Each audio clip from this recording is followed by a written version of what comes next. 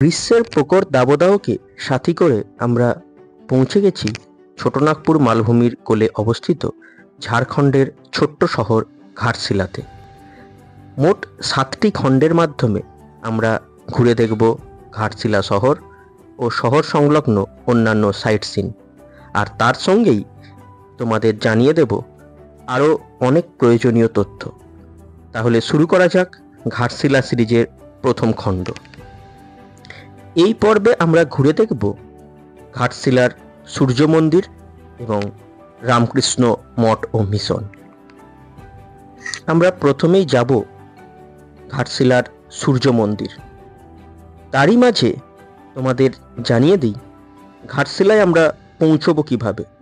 সড়ক ও রেলপথ দুভাবেই ঘাটশিলায় পৌঁছানো যায়।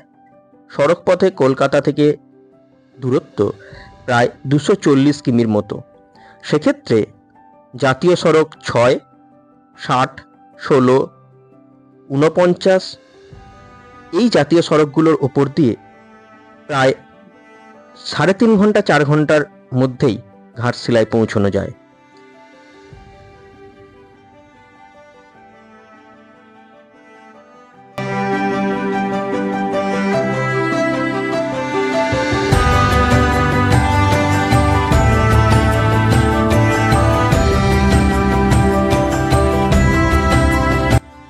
ঘাটশিলা ভ্রমণের আমাদের প্রথম ডেস্টিনেশন ঘাটশিলার সূর্য মন্দির।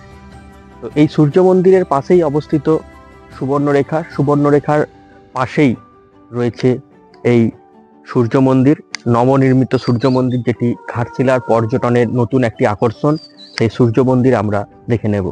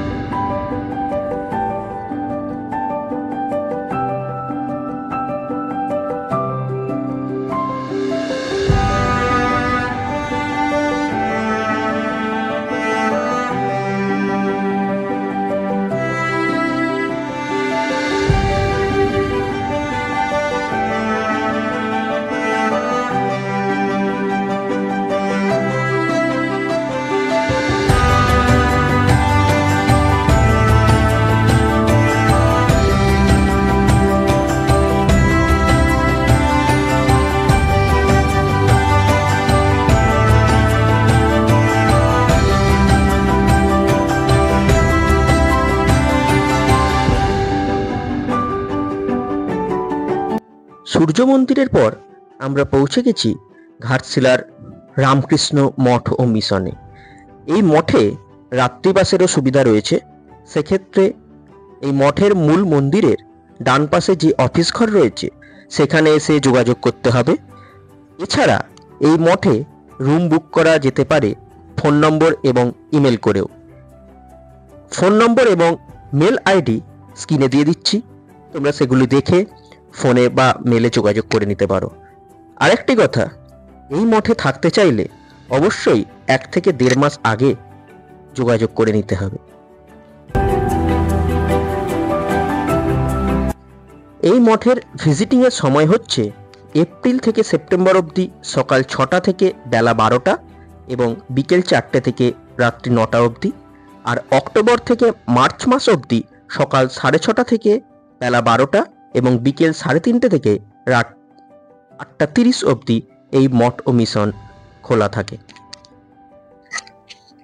এই মঠে থাকা এবং খাওয়ার মূল্য কত সেটিও স্ক্রিনে দিয়ে দিচ্ছি, তোমরা সহজেই সেটা দেখে নিতে পারো।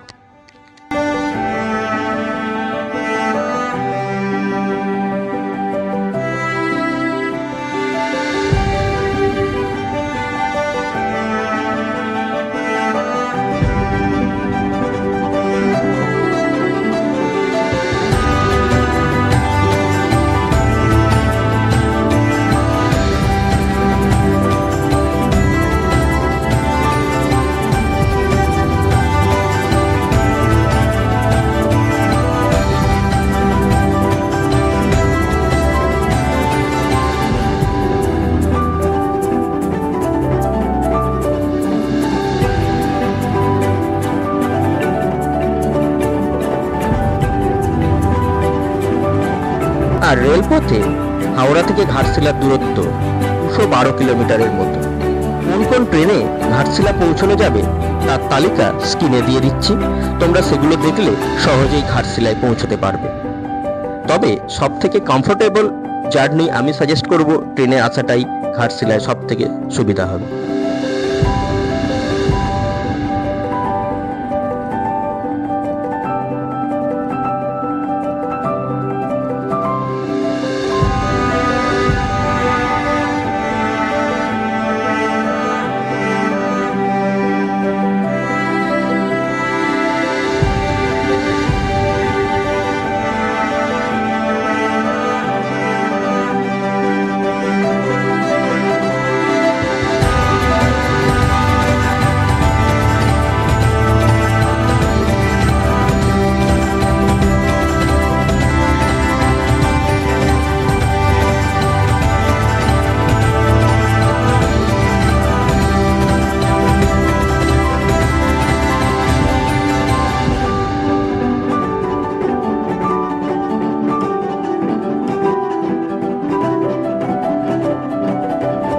এর পরের খণ্ডে আমরা ঘুরে দেখব রাতমোহনা ফলস এবং ঘাটশিলার প্রাচীন সিদ্ধেশ্বরের শিব মন্দির।